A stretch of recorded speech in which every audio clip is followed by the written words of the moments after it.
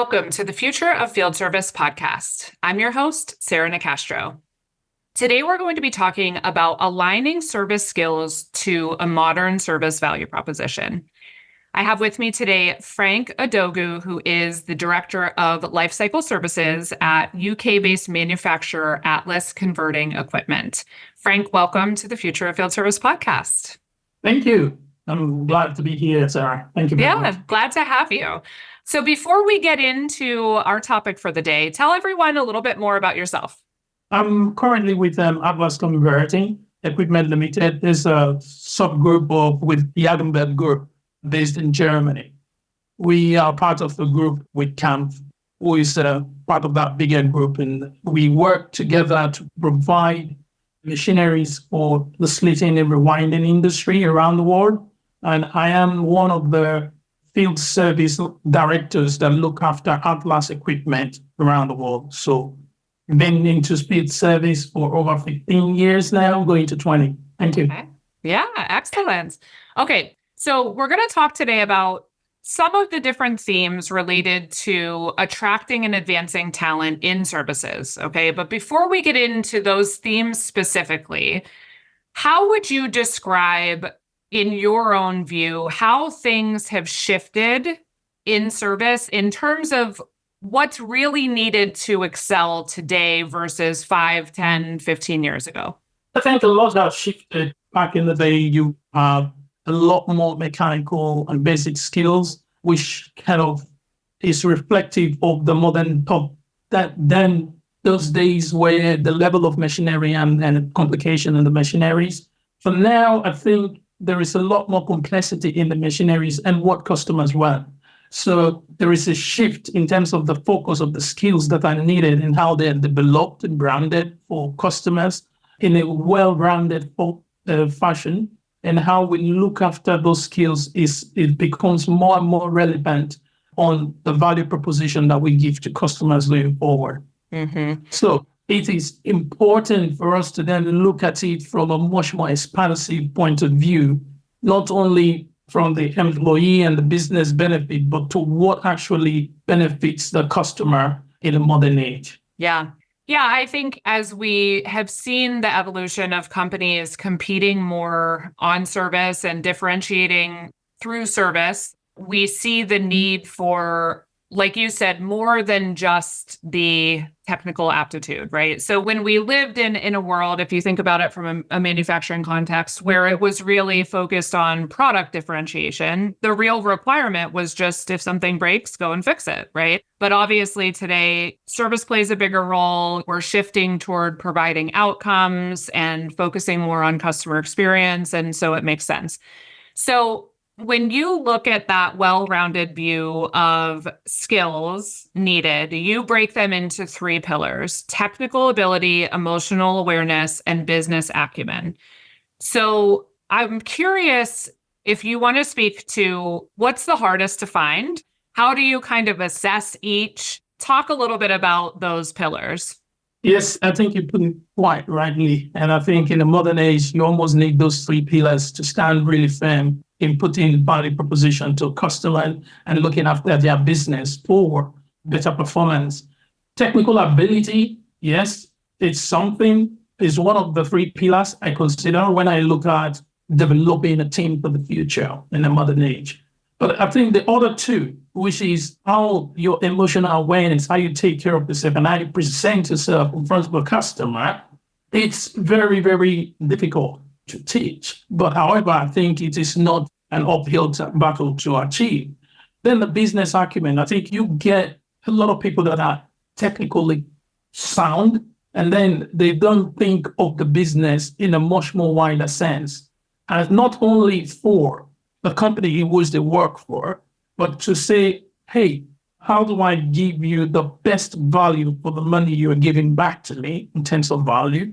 And how do I make it work for you? Because if you're successful, I'm successful. And some of this is not just how I look at an engineer or a technician in my facility, but they are ambassadors for me when they're actually out with the customer and should be able to represent the business in delivering solutions to them them there to make their business successful. And that's the value that I think is missing in most of the engineers that we tend to bring up for today. So you look at emotional awareness, it kind of drives down into those key factors that excites an employee or that excites an engineer to do what they do, no matter what the difficulties they find themselves in, and the area and the world they find themselves in, and maybe in a different language setting, in a different cultural setting, how they approach that and how they actually work with the locals to provide solution.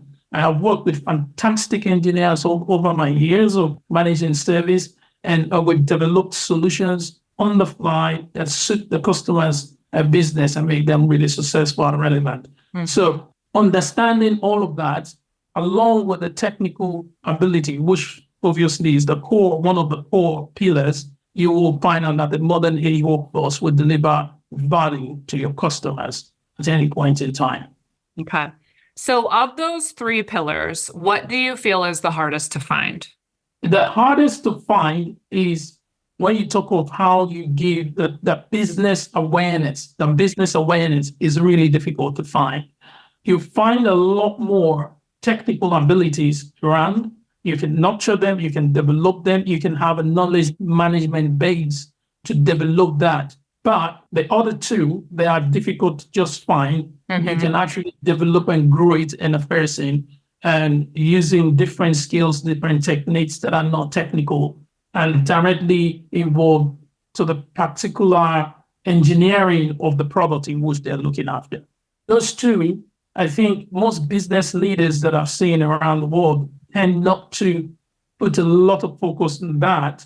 They put a lot of focus on technical ability. But I'm saying that you need to get a well-rounded workforce that actually takes those into consideration. And for me, it becomes more and more important in this modern age, especially when we do a survey. You can see employee awareness, employee satisfaction is a direct feed into customer satisfaction. So if you have an employee or the employees that, or the engineers that are really happy and understand the emotional sufferings of the people around them in a customer side, a customer has a really, really poor performing machine, and it can see the stress is going to cost him or her in delivering to their customer expectation. It's important that an engineer doesn't think that it is not my job to deliver that, but to understand the importance of that particular role in delivering solution to them. So getting that into the core skills that you want to feed into developing your talent is important. Okay. So would you say the emotional awareness is the hardest to train? It is. Yeah. Because I mean, business acumen seems, I understand why it would be certainly important and also lacking in the group of people we're talking about based on historical expectation, but also the emotional piece seems like it would be the hardest to train. Certainly not impossible, particularly to nurture, but it isn't something where they can just take a quick 30-minute online course and be emotionally aware, right? Yes, that's true. I mean, there are simple tools and techniques you can use to grow that and kind of remind them by giving them scenarios and how they tackle those scenarios and looking at their health and well-being in different environments, in different countries, how they cope, the type of, what influenced them to actually perform better. So you can create a simple online tool to kind of give them scenarios and how they can deal with it, and then assess them based on that so they can see what they've done right or wrong. And then it gives them a lot more ammunition way to find themselves in that real environment in the future. Yeah. So you mentioned that you feel there are a lot of leaders who still are really just focused on seeking that technical talent. What would you say is the risk in doing so? Well, first of all, you're not getting the best out of your workforce. You're not getting the best out of the products offering to the customer in terms of the completely brand value, because they probably won't understand a lot more what is required to enable the users of their product or service to get the best out of it. You will see an engineer just blame the customer easily in order to, as a point of self-defense, rather than to understand and go into their own world and understand what it is. Because sometimes the problem on a machine might just be not technical. It might be something around the machine. Like Sure. you always see, you look at the machine and you fix the machine, whatever, or the product. However, what goes on around the machine might be the causative factor. So understanding that when you come in, it's not just you plug your laptop onto a machine and you understand what the problem is, and you fix it, you walk away, and then in 2-3 weeks' time, they tell you, hey, my problem has come back again. Well, I thought I fixed it. So your first time fix rate start to drop on that particular. So I've seen specific cases, speaking with some other service leaders around the world, particularly in Brazil, where we had similar situations like that. And we went back and looked at all of the data. It turns out that it's just what is going on around the machine, who was operating the machine, the type of people operating the machine, what sort of learning, openness to learning new ways of working. That's what actually fixed the problem. And as at that point, it's already cost a lot more money than it cost us, it cost the customer and the end customer. So everybody had a pain point. So what I say to business leaders is to say, okay, look at it from a much more bigger perspective when you're training your workforce. And if we're developing curriculum within our training and academy to say that this is part of a section of the curriculum that they will need to go through constantly and as part of their development plan. Yeah. So training and enablement are important. So is knowledge management, knowledge transfer, but also leadership, right? So I think you're talking about some of the enablement tools you can create to sort of help convey the information, but how does the role of leadership come into play in terms of changing the focus of your talent from just solving that point specific problem to sort of being invested in the bigger picture?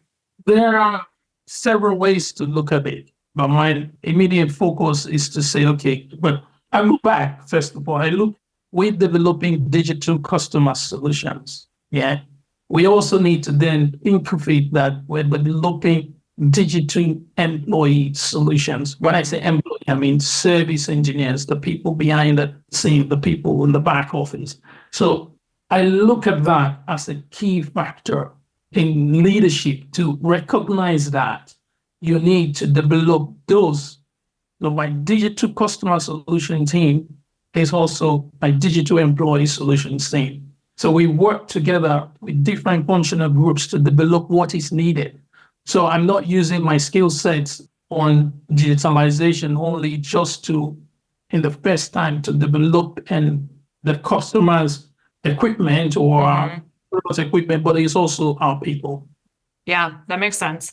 Now, in terms of the role of leadership in more of the company culture, sort of the employee engagement piece, what do you see works well or doesn't work well there?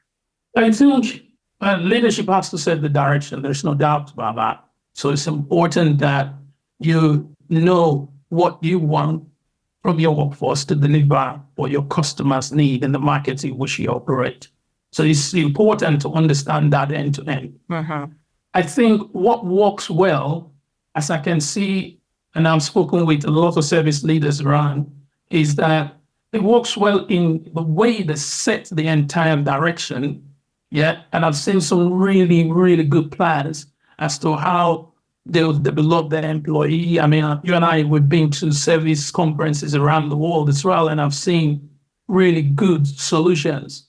The follow through and implementing it and making sure that you have the results behind it to back it up, not only for a short period of time for which the product or your solution was launched, but to see, okay, in 5 years' time, in 3 years' time, is it still working? And what sort of improvement plans are you putting in place to gradually get it better? And taking the feedback from a much more experienced workforce as they leave and put it back into the system to have it work for them. I think I've seen business leaders where it's kind of fall on the wayside in the implementation stage and the feedback stage. So for me, I think that is the difficult aspect. I've seen different solutions and I've worked with other people to look at their solution, which I've borrowed into maybe the solution that I've used in my own company. However, I think what I found in my own personal challenge is the implementation process and the long-term viability in looking at it to say, okay, yes, this is working, and what would we need to tweak and what further work we need to do to make it more and more relevant constantly for our employees and also for our customers ultimately, which is what we're working at. Yeah. Now, one of the things that I always find interesting and very challenging for the people I talk with is the need to balance having to address immediate needs with looking ahead and planning for the future, right? And so with talent, this is challenging as well. You know, you talked about the recognition of looking beyond just technical talent and seeking these other abilities. But there's also, when you think about the application of those abilities, there's sort of the present day context, and then there's how things are changing and what might be needed in 2 years, 5 years, et cetera. How do you balance sort of looking at both sides of that equation? I think it starts with having to set a long-term budget with your business, with a forward plan and a long-term forward plan. Getting all stakeholders involved from top to bottom and making sure that they understand the importance of not letting this slip long-term. I think having the budget to continue it is a key part of the entire process, right? Of making sure that you have what it takes. Otherwise, what gets to happen is that there's almost the need for it to kind of fizzle out over a period of time. The entire management system and buying from top to bottom is really important. Otherwise, you will start balancing. So, when we talk about the balancing act, there are two things. The first thing is like you've got the day-to-day operational needs, and it usually takes you away from that long-term planning process. However, like I said, if what you need to do, and what I normally would do, is to get the buy-in of the entire structure to say, this is what we want to do, set the timeline for which we need to review it. So normally you can have a yearly strategic cycle where you meet as business leaders. During that cycle, you review the effectiveness of some of the solutions and things you put in place. And that is actually done outside the day-to-day operational need. So the entire management structure need to buy into it from top to bottom. And I set aside my team to say, okay, we must look at this going forward because it's our long-term viability. And there might be some operational suffering that we might have for within a day, 2 or 3. But I think you almost have to stop, review, and continue, right? It's like you can't continue to work, 24 hours, you need to sleep.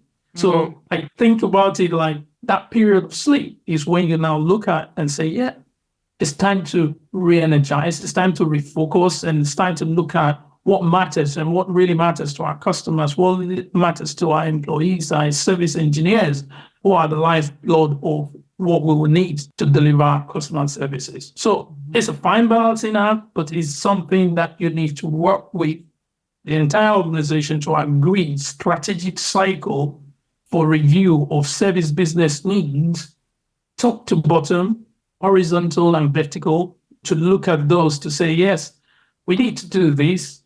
Is it still relevant? And if we continue to invest in our potential for strong growth in our service business and also to deliver our solutions to our customers. If you don't do that, then I think some of the good solutions you put in place fizzle out in time. Yeah. Now, to tie that in with the talent topic, we talked about, you mentioned one of the things that leaders need to get better at is figuring out how to identify the potential within your teams, and particularly the individuals that you think can play a bigger role in that future, right? So how do you do this?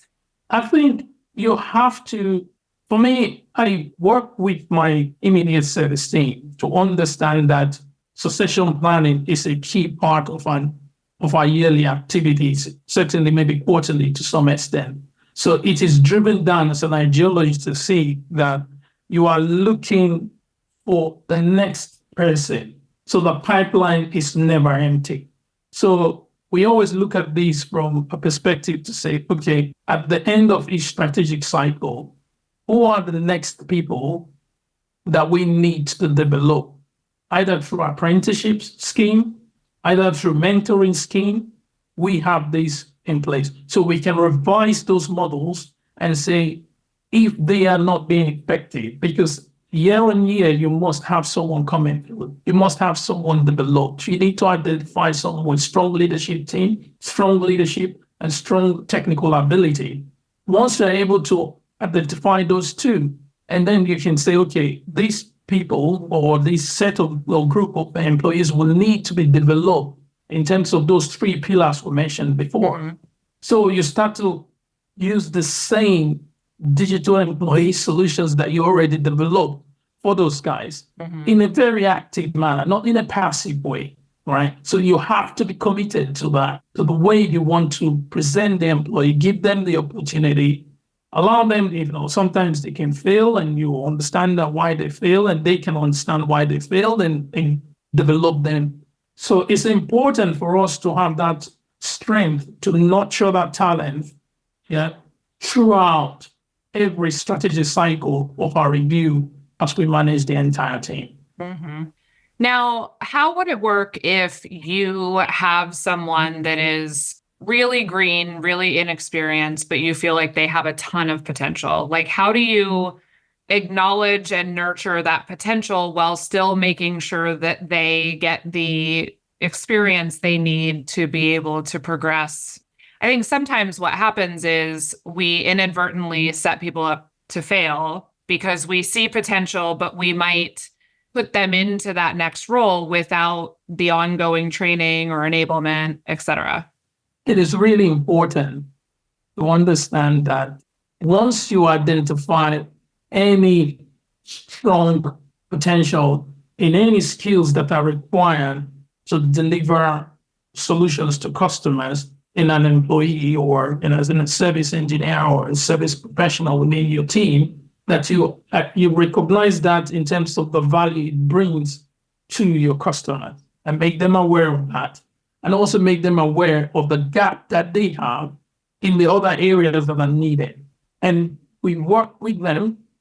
We identify tasks that would help nurture the other aspects of those talents that will help build those pillars. Mm-hmm. So it's so important. This, I say, is something we do actively. We've taken people from the shop floor. We've taken people from where they started as apprentice, and within a space of 10 to 15 years, they are experts in their field and providing high-level value to a customer directly in remote areas of the world. So, but as long as we just recognize some of the key values we need to be able to develop solutions to customers, we identify all the gaps within that base structure for us to then work with and give them a specific task. That's how we do it. And I think I've seen service leaders as well that have different structures, and I've spoken with them because through our service connections and the service community, we talk about things like this and how we have solutions for developing talent. This is what we do. Okay. So we talked about sort of the balance between present day needs and future needs, right? We also know that particularly younger talent want to have this career progression. They don't want to stay in the same role for 10 or 15 years. They want to be progressing and growing, right? So what are your thoughts on how companies can meet that need by sort of mapping their talent or strengths to some of the opportunities of growth or expansion for the business? Oh, we're very lucky to be in service, Sarah, because I think I love working in service. I've been here for 18 years. So the thing about service is that you get into the top, you touch several areas of the business, right? From the product, new product development, to warranty, to how you handle and adjudicate warranty, the installation and commissioning, talking with customers, with technical sales, getting feedback from customers, the upgrade of all the existing equipment. There is a whole range of functions within service, right? And up until when you talk about out and out customer parts sales, service business development, all of that, it gives you a very expansive range of skills to have.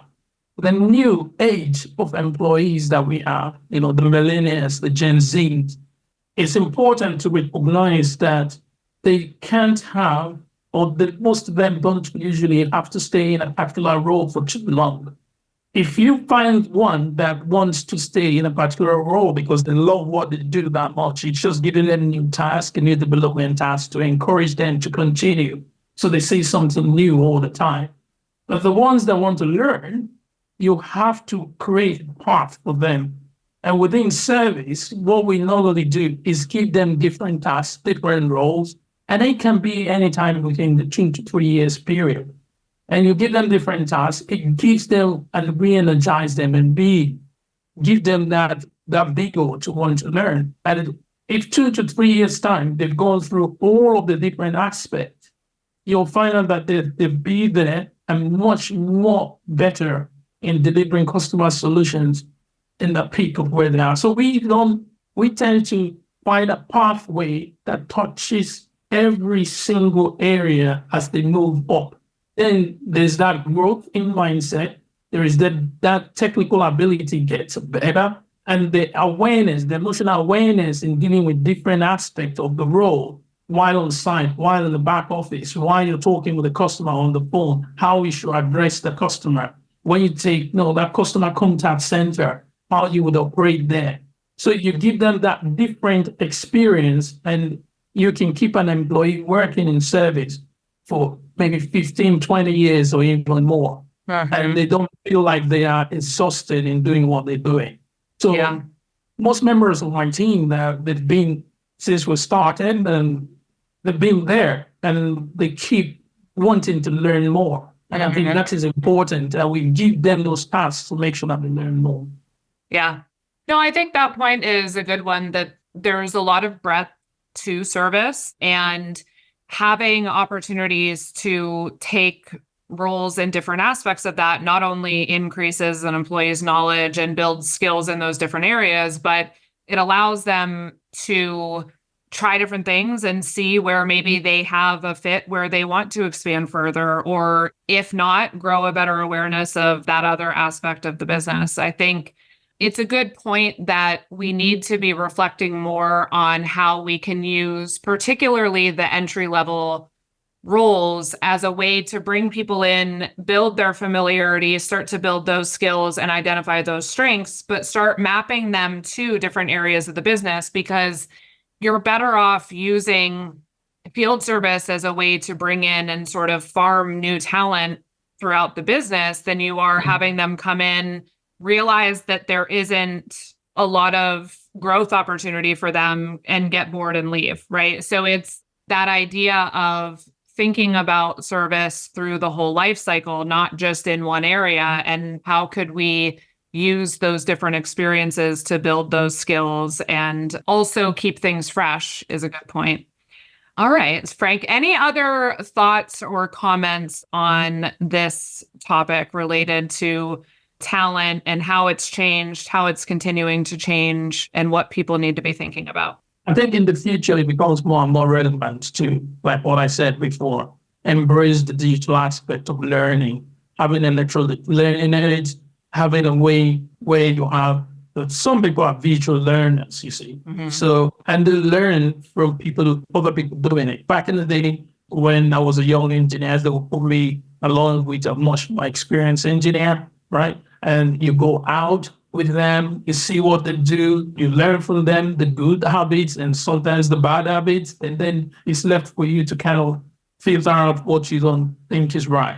So in the future, it will become more and more relevant to have that wizard of someone that knows it all, right? That you have to use as a buddy for learning, now move into a digital space. So I think we will need to embrace digital solutions more and more to be able to capture things that are required to develop and engineers, right? From a technical ability, from an emotional awareness, and how you create scenarios to develop their business acumen. So it's important that we just don't have engineers that just give us solutions and don't think about the commercial application of those solutions to the customer and also to the business. So it's important to create those scenarios in a library of activities so that it covers both visual learners, people that wants to read, and they're not just visual learners, they also want to physically do work to see it, and they're more technical, and create all of those scenarios. So it's a much more rounded environment, like an academy, that gives them a learning experience and they can go to see examples in the past. There should be a way to have content of knowledge and a pathway of development curated, aggregated, and kept somewhere for us to then use in the future for the development of our employees, with a lot of different scenarios and pathways that they can learn from, right? So I think that digital space will continue to grow. Now, it's not a replacement, and I repeat it, it's not a replacement for what you need to do. You need to use all your five sensories properly as an engineer. When you go visit a customer, you need to use it, you feel, you touch. I've seen engineers that go straight to a customer to fix a problem, and the next thing they just get their laptops, plug it into the machine, and try to get all of those digital downloads to understand the performance of the machine. And I said, stop, don't do that. Speak to the supervisors, speak to the plants, speak to the engineers around the machine, observe the machine, listen, hear, touch the machine, see, before you then go into the digital space to understand what's going on. So it's important that we kind of embrace both. But I think there is a lot of expansive work that needs to be done because it will help business leaders to develop the next generation of talent across the board.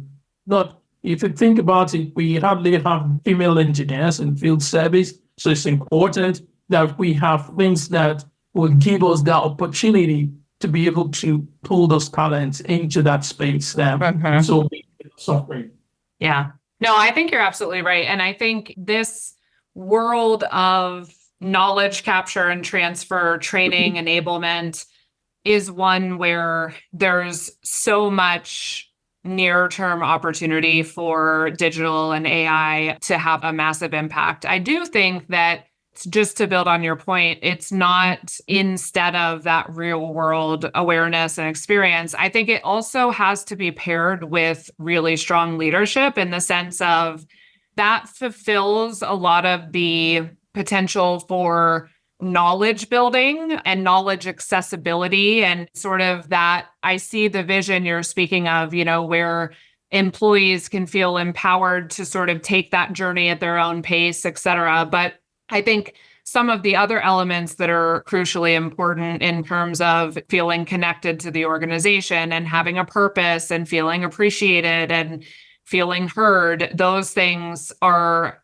I have a hard time thinking that the digital learning journey would be fully leveraged without that mentoring and really strong leadership. So I think that's the other aspect of this that is important. And it starts with, to your point at the beginning, understanding the breadth of skills that are valuable in an employee and what's hardest to find, what's hardest to train, and how can you sort of look for that potential and figure out how to nurture it well and map it to opportunities within the business. So it's I mean, it remains a very complex topic, but I think to your point, there's a lot of potential. And I think there's a lot of areas of this journey where I do believe what you're saying, that the technologies we have readily available are going to make certain aspects of it significantly easier. So it's good. Absolutely correct. Yes. Thank you. Yeah. Well, thank you Yeah. for joining me, Frank. I really appreciate your insight and your perspective, and I'm thankful for the conversation. Fantastic. Thank you very much. And I'm glad to be here. Thank you. Yeah, absolutely. You can learn more by visiting us at futureoffieldservice.com. While you're there, be sure to sign up for the Future of Field Service Insider so you get the latest podcasts and articles delivered to your inbox each month. The Future of Field Service podcast is published in partnership with IFS. You can learn more at ifs.com. As always, thank you for listening.